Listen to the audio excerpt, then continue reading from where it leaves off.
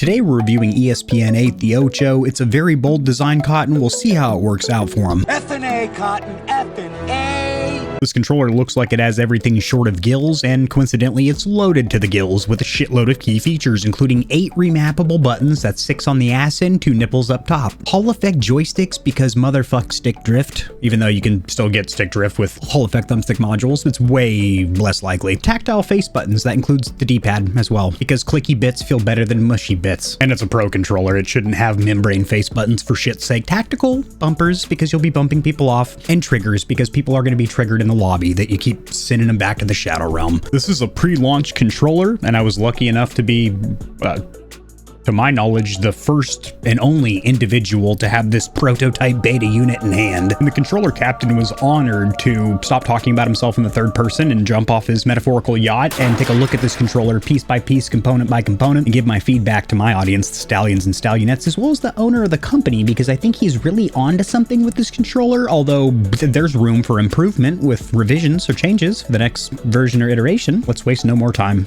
Let's get into the review.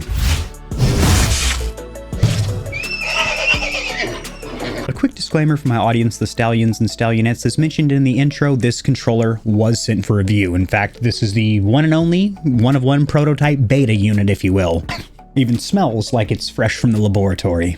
And it'll be grabbing me by the beakard and seeing what's up my lab coat very shortly. The company doesn't get an early preview. I haven't been paid or told to say anything about it. The words you're gonna hear are 100% my own. So this is a brand new company. In fact, it's not even out yet. This is going to be their first model, the Ocho, which I love the naming convention. I don't know if the gentleman that created this controller had thought of this, but inadvertently it immediately makes me think of dodgeball. ESPN 8, the Ocho. ESPN 8, the Ocho. Bringing you the finest in seldom seen sports from around the globe since 1999. Although I'm sure it gets its name from the fact that it does have 8 remappable buttons. 8, Ocho. So if you pre-ordered and put down your hard-earned shekels, and this is an expensive controller, estimated shipping date is the 30th of June. And there was a limited run or drop of these this first batch, if you will, 200 pre-launch Ochos. Now once shipping conducts on the 30th, it should take 2 to 5 business days and vary on your location in the US. And it is based on order number, so consider it batches. If you pre-ordered earlier than your buddy who waited a couple of weeks, you're probably going to get your controller in hand a little quicker. Some of the key features of this beast, it is a wild design. You do have 8 remappable buttons, 6 on the tuchus, 2 up top, 2 additional bumpers, very similar to what we've seen with Razer. I'm not going to give away any of the secrets of that magic, but we'll talk about it during the bumper section. Hall effect joysticks, which is fantastic, much less likely to develop stick drift than those potentiometer thumbstick modules. Tactile face buttons. They're here, they're present and accounted for. Take roll here. And up top, there should be nothing less than tactile clicky bits as well with the bumpers and triggers. Math has never been my strong suit, but it does say 200 available. That's the starting inventory, and there's 128 left, which means only 2 pre-orders. You know, it might have something to do with that whopping price tag. A little Whopper with cheese, which we're going to address that burger in just a second. Some may swallow it, some may spit it up because they prefer a veggie burger, an impossible burger of price. But since this is a whopping price tag, and I do believe that's the main factor that's turning off a lot of gamers, making them go flaccid in the gamer nether regions before they pull the trigger on pre-ordering one of these suckers, maybe ditch the carrying case, just ship it in a brown paper bag like a 40 out in front of a 7-Eleven, you know? Included accessory wise, you are going to have the controller, obviously, 8 dome button caps, 8 concaved button caps, 1 custom carrying case, and an aluminium business card. This controller dropping couldn't have come at a better time, because about a week ago I released a video going over my personal thoughts, unlocking my noggin as somebody that's tested hundreds of gamepads, controllers, if you will, over the last 6 or 7 years on this platform as it pertains to pricing. What's the perfect price point for a pro controller where you're getting the most price to performance, bang for buck, the most value? How much is too much for a controller? How expensive do they get? About $500 if you load up everything in the builder of these companies like AIM, Scuff, Battle Beaver, Hex, Mega Mods, etc. But for the PS5 platform, you're really looking at about $180 plus dollars, $180 to $200 to get a good competitive pro controller with remappable rear buttons, a trigger lock or stop system, and swappable thumbstick caps. Although that's not a huge deal, because you can always pop on some KontrolFreeks if the controller you're looking at doesn't have those. For example, the Turtle Beach Stealth Ultra, which I know is an Xbox controller, but that is a $200 pro controller that doesn't have swappable thumbstick caps. Now I'm going to let you in on a little secret. Controller players, they want more features in their gamepads, but they don't want to pay any more caps for their controllers. We want controllers like what's over my shoulder for the price of a stock gamepad. But unfortunately, that realm of reality that we all live in doesn't allow for that. So we all tango in the dance floor, controller manufacturers and controller players or consumers of electronic gadgets around the $180 price point. That's kind of the starting point for the PlayStation 5 platform, unfortunately. Very different than Xbox and Switch, which have pro controller options in the sub $70 category. But yes, indeed, you can get a good custom controller for around $180. But then if you want to slather on custom appearance modifications or additional performance-based modifications like rubber grips, a trigger lock system, a remap chip, well, that should be standard. But unfortunately, with the Ocho, it's just a one-size-fits-all option. Elite Series 2 or a DualSense Edge, where unlike a custom where you have a builder and you can tweak, yeah, I'm willing to spend $340 on a pro controller because this thing looks absolutely sick. Everyone is kind of forced into this option, or not forced, as we can clearly see customers have freedom of choice and they're choosing not to pre-order this bad boy in this particular configuration. Now, having tested this a month and a half, it is a fantastic controller, but a lot of gamers aren't willing to spend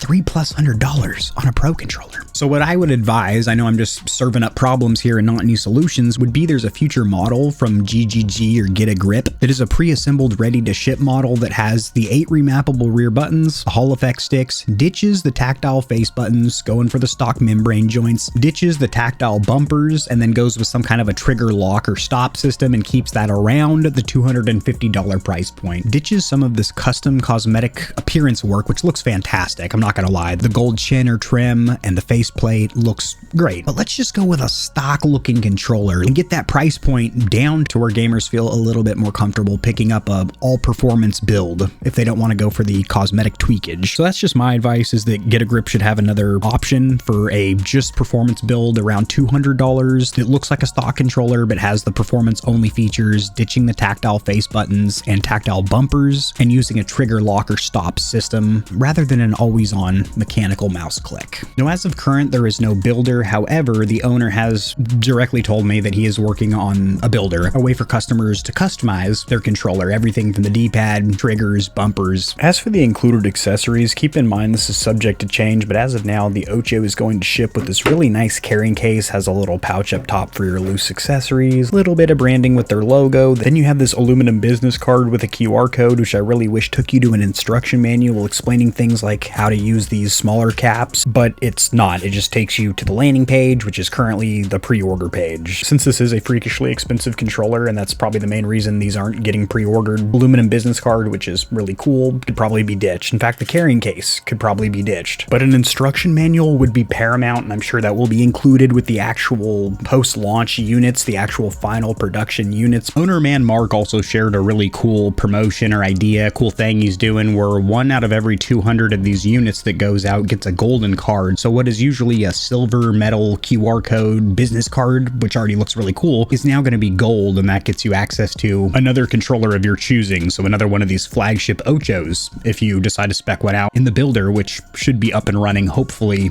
soon. As for the cosmetics or appearance, back when I was into motorcycles, there was a full face helmet that came out in a limited edition drop called the Ronin. It was a black and gold samurai theme and looked absolutely fantastic, and ever since I saw that, I've really liked that white and gold Ronin theme. In fact, I even designed my HYPR after that, and the Ocho is rocking that. However, I will say the hydro dipping, if I engage this macro lens, you are able to see some peeling. I've only had this controller for about a month. In fact, as soon as I received the controller, I did notice that it was already like this, so this wasn't wear and tear. It came out of the box with this kind of raised up, and also that's something else to note, this entire graphic is raised, which I personally like from a feeling standpoint, having that little bit of texturing on there, like limited edition Xbox controllers that have a little etching or cuts in there. But some people don't like that and they just want to feel the smooth plastic, and there's no kind of clear coat or resin epoxy on the top that makes it all slick like a stock controller. You're gonna feel this graphic raised up. The black and gold I think goes together phenomenally, and this is just a slick looking controller. I'm gonna go ahead and give it a 9 out of 10. As for the ergonomics and comfort, you can see just by looking at the Ocho, it's not going to be nearly as comfortable as a standard DualSense with nothing on the back, or even a custom DualSense like HYPR or Evil that have the rear buttons sunk flush with the rear shell. The Ocho has these massive spiny bastards sticking off the back, which aren't sharp, they ain't gonna cut you or anything, but it certainly is not comfortable with these pre-installed joints, although with a modified grip, you really do get used to it. More on this during the rear button section. Now it would be supreme if you could remove these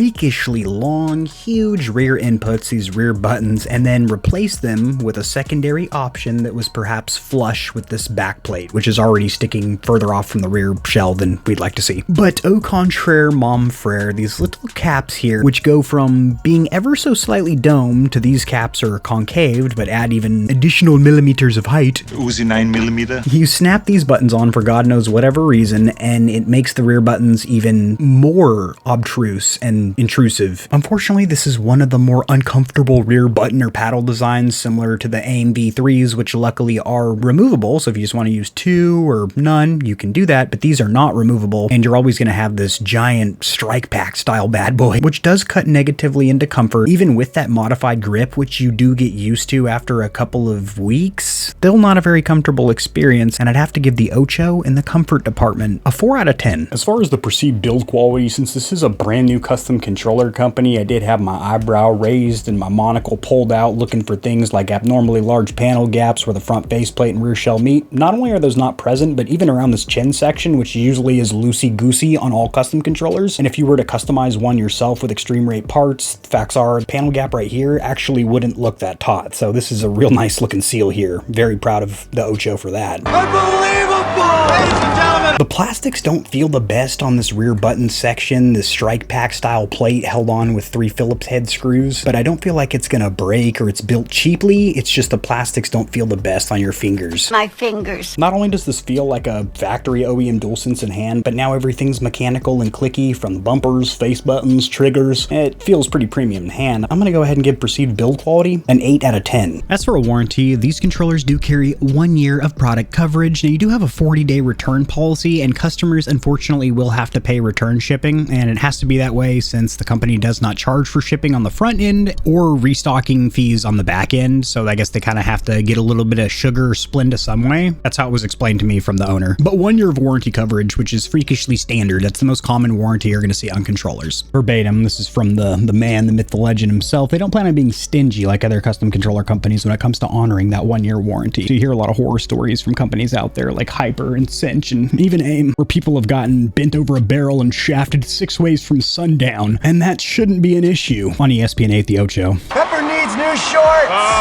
As for the D-pad or direction buttons, they match the face buttons in the fact that they are mechanical clicky bits. In fact, they feel identical to AIM's system, which I've been lauding as the best face buttons and D-pad for the PlayStation 5 platform, although that be it a $40 option on their builder, which I wish the Ocho was offering, considering it has to be installed on this controller, adding to that relatively massive price tag. The owner, Mark, has also explained that he plans on having a builder to make things more cost-effective for customers. However, I'm not going to go over his planned pricing for each individual part or component because that's all subject to change, and I think it'll be more beneficial for all of us to see what it all ends up being in the end when it's available. But I will say these strike a perfect balance of resistance to where you don't get any false actuations. In fact, they lean a little bit more on the side of being harder to press, but they feel very taut and secure. Minimal side-to-side play or wiggle. You can do this with, any stock D-pad, but she doesn't give you much play. And most importantly, when you actuate these, press down on right, it doesn't lift up on left. These are 4 individual buttons as opposed to a membrane plunger mechanism under there, which just don't feel the best. I think the face buttons and D-pad look and feel phenomenal because they do feel just like those AIM joints, which I'm sure they don't share the same parts. This is most likely ExtremeRate's clicky kit, the same one you can purchase on Amazon for 15 bones, although I've tested those and these feel more like AIM's than that ExtremeRate clicky kit. They're really nice, to be honest, although you're not going to be using them much because you got 8 additional inputs on the top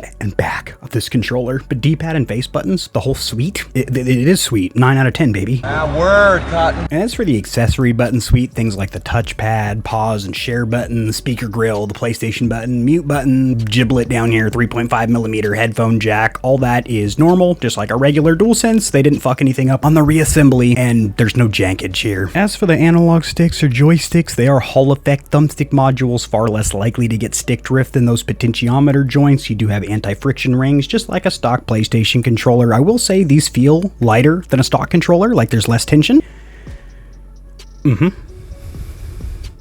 Now with the pinky. Oh yeah.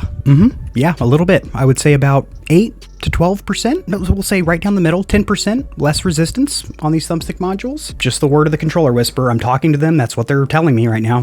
They're telling me their story. As for KontrolFreek compatibility, since these do use the thumbstick caps of a standard PlayStation DualSense, those are what you're going to get, not the Switch Pro or Xbox variants. And be sure to check the description below for a 12% off exclusive discount for my audience. Gamepad tester, you know what in the Cornelius fudge we're doing here? Testing a controller. It's in hand. It's a DualSense wireless controller, but we are wired. These Hall effects are snapping back to one of the most common neutrals or resting values, 0.000392. I might have added an extra zero in there. Notice a little bit of jitter, but not nearly as bad as we've seen with some of these Hall effect modules in the past from custom controller companies like HYPR and AIM. Now, I can confidently tell you this is not felt in gameplay whatsoever, even if you do tauten up your dead zones. There is no weird inner or outer dead zone. When you feather for those finite, precise movements, it's not going to jump from here to here like we've seen in the past. And keep in mind, I'm not running any program in the background like DS4 or Rewazd to enhance or change the performance of these thumbstick modules. These are their native performance. Let's run a circularity test, shall we? Now, if the controller we're testing has thumbstick modules that are perfect radial circles, then lower number is better in the average error rate. However, if they are designed to be square, then the average error rate could be relatively high, maybe 20 percentile. In which case, we start looking for evenness of the thumbsticks. Is it the same over here as it is over here? And the answer is going to be no. As we can see with this lower left, it's given out a little bit. We're in a few months or even a few years. If this was a potentiometer thumbstick, you might notice that your character starts backpedaling or strafing back left a little bit slower, or maybe not even at all. Since these are magnetic Hall effect thumbstick modules, these really shouldn't move from where they are now. But if you do have a recentering spring go out on you, then that's exactly what's going to have happen. Where this relatively small error out of the box becomes a bigger issue over time. But I'm just spooking you over here with a little horror story around the campfire as my face was glowing over the crackling embers and whatnot, but you have nothing to worry about with these. As for the bumpers and triggers, you do have this additional top two niblets, very reminiscent of the Razer controllers. They've been doing that for years and I've liked it there. I like it here as well, although these bad boys take a little bit of getting used to as they're pretty large and take a good amount of resistance to press. Same thing with the triggers. Bumpers feel normal like any other mechanical bumper clicky kit I've tested, but the triggers require a lot more resistance and definitely lean more on the side of being hard to press, requiring a lot of strength. I really do wish there was some kind of a trigger lock or stop system where you could use this controller for racing games or PS5 exclusives that require you to hold the trigger halfway during certain mini games, but these are always digital. And some of the best triggers I've felt, if you don't mind that heavy resistance, as there's no dead end take up or slop, your actuation is instantaneous at less than a half a millimeter. I'd say that's about 0.2 millimeters. Instant, super short, taut, clicky, no side to side wiggle in these triggers. And the placement of these additional bumpers is fantastic. I just wish these were smaller, more flush with this plate. Same thing with these rear buttons as it cuts into comfort negatively. But I'm going to give the bumper and trigger suite an 8 out of 10 as I think it all feels great up top. The rebinding process for the 6 rear buttons and the top 2 is pretty quick and easy. You're going to hold down right on the D-pad, L1, R1, and square simultaneously. Once that light flashes, you are in remapping mode. Now you can hold down whatever back input and front input you want bound. That wasn't long enough. You got to hold it down a little bit longer, Kevin. There you go. Now you're in remapping mode. Hold down whatever back input, front input you want bound. Bam, bam, bam. Sound effects. Unnecessary, but as you can see, it is successfully binding, and then you can either let it automatically exit remapping mode after a few seconds or press the button combination again to exit remapping mode. It's also advised to not do this button binding process in game, as some games will actually block your ability to bind the rear buttons, which is pretty crazy. I've never heard of that before. If you're going to bind the rear buttons, just do it on the home screen of your PlayStation, main menu of Steam on PC, maybe not in game. As it's reported, some games are blocking the rebinding process. As for the rear paddles or back buttons, in this case 6 rear buttons and 2 additional bumpers. I had to change shirts because I had a savage stain. Poop. This is a very interesting design, we'll use that word. Ouch town population, you bro! You definitely have to utilize a modified grip. Put your middle fingers between these top 2 and then your ring finger between these 2. Let's get this right out of the way. Extra inputs are awesome. The more the merrier, but there's a proper way and a not fantastic way to implement additional inputs on the back of a controller. I've tried many designs. The most common would be paddles, similar to boat oars. They're actually shaped just like them. And then buttons sunk flush with the rear shell. There's also some other interesting designs in there, like the DualSense Edge's half domes and the lever backs, or the EX Knight paddles, or the Hex Phantoms dibbly doos. This is a first for me, and I definitely thought that you could remove these niplets and replace them for the caps that would make them flush or a little bit closer to the rear shell, which would make it a lot more comfortable. But unfortunately, you're going to have these big spiny bad boys sticking off the back. They're not going to cut you or anything, but they're not very comfortable. You have to use a modified grip, putting your ring finger in between these two and your middle finger in between these two, which does make you feel like an absolute machine, an ass-kicking machine, because you have access to all 6 of these batons at one freaking time simultaneously. You can squeeze in, and I'm hitting all 6 of the buttons. So you can roll downward, hit the bottom 2, roll up, hit those 2. But there's a huge learning curve, or else you're just going to be bleeding together at first, hitting all 6 of the buttons when you're not trying to. It took me about a week to get proficient actually hitting the button I meant to. I can't really say the same for the bumpers because they're a lot better. I just wish they were a little more flush, lower, but they're in a good place, very similar to the razors. These aren't freakishly loud, have a nice tactile click, but the biggest con here is just going to be the comfort, negatively, because these bad boys are huge, and they're not removable. But the fact you do have 8 additional inputs is awesome, and here's hoping down the road we're going to see more controller designs that have 6, 8 additional inputs, but don't really kick you in the sack in the comfort department either. One thing that makes these rear buttons, I'm not going to say useless, but definitely a lot less useful on the PC side of the house, is the fact that it doesn't have unlocked REWAS support. This is just recognized as a stock DualSense controller, so you cannot bind all 8 of the extra inputs to Windows keys, like Alt or spacebar. You're just going to be limited to the face buttons, D-pad for each of the 4 face buttons, but it is nice having additional inputs, especially if you can do Windows tweakage. And this is a possibility. I do recommend to the manufacturer GetaGrip to contact the developers of REWAS, as they do work with controller manufacturers constantly to get new pads supported. Getting our first pull for input lag or delay and Gamepad LA, press 1, enter, press 1, and enter. If you're cool with 2000 samples as I am, go ahead and rotate that left analog stick in a circle. Holy shit. Well, this controller's appearing to already be overclocked right out of the box at 1 millisecond, probably because I have the Lord of my software running in the background. But as we already know with these DualSense controllers, and keep in mind that this is one of those controllers, those customs, that is built on the framework, the foundation of a stock DualSense, which are a phenomenal platform for overclocking on the PC. They sport a very respectable 250 Hz stock clock for around 4 milliseconds of input lag or delay. It's actually around 3.8 usually in best case scenario, which is going to be tethered at the PC. But with an overclock, 1000, 2000, 4000, or 8000, out of all those, I do recommend 1000. For the best balance of consistency and peak speed, you can get under 1 millisecond of input lag or delay on a 1000 Hz clock. It actually nets you around 0.92, which is freakishly fast. I mean, it's pretty much instantaneous input, at least from your controller, so you just have to worry about the input lag or delay of the rest of your gameplay loops, so your PC or your console, and then your monitor or your TV, and then your cakes or your rump. Now, if it seems like I just kind of skimmed over a whole lot of words in regards to overclocking controllers, I kind of did, and I'm going to be doing a revised part 2, 2 years later, newer version of that overclocking guide, which has seen a lot of love on the channel. It appears to have helped a lot of gamers, and that's good. That was its purpose in life, and it's achieved that. So I'm going to take it out back and bash it with a shovel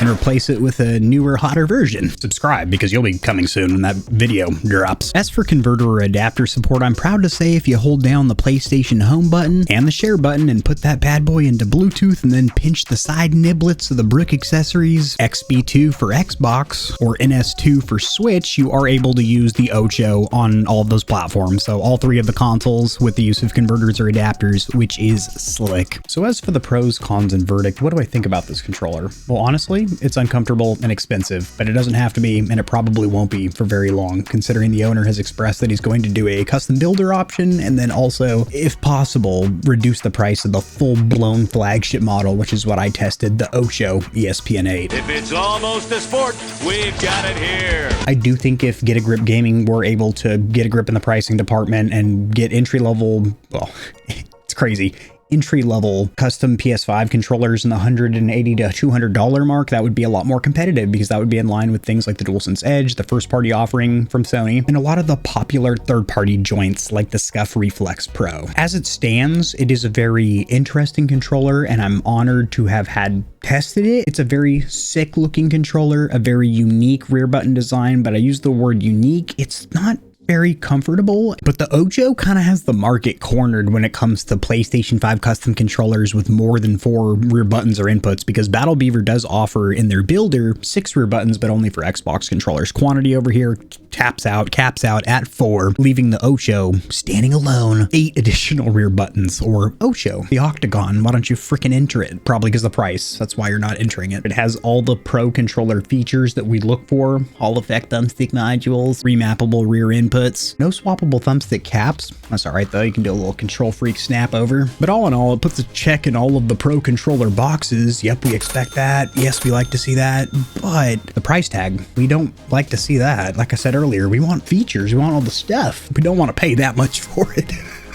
I know, sounds counterintuitive and crazy. Possible as there are options like the DualSense Edge, granted that's the first party mass-produced joint from Sony, but also like the Scuff Reflex and the AIM V3, which if you don't care about cosmetics starts at $180 with 4 remappable rear buttons and the aim back trigger system, which is still the top dog in the trigger department, that is. But I would keep an eye peeled for GetaGrip Gaming because this is just their first iteration, their first product. It's going to get better over time. So I want to extend an honest thank you to Mark for sending this controller out for my review, giving my comprehensive thoughts to my audience, the Stallions and Stallionettes here, and also to him. I feel like I can best relay my thoughts via video rather than just sending them 30, 40 Discord messages, stuttering and sputtering like an old Buick, not really making much sense. So hopefully this review was a little bit more comprehensive and I was able to explain what changes I think should be made. The rear buttons should be substantially closer to that rear shell because it's not very comfortable. Oh, this is uncomfortable. Shocking upset. I feel shocked. The Ocho is linked in the description below. Drop in the comments section below what you think of it, and I'll see you Stallions and Stallionettes tomorrow.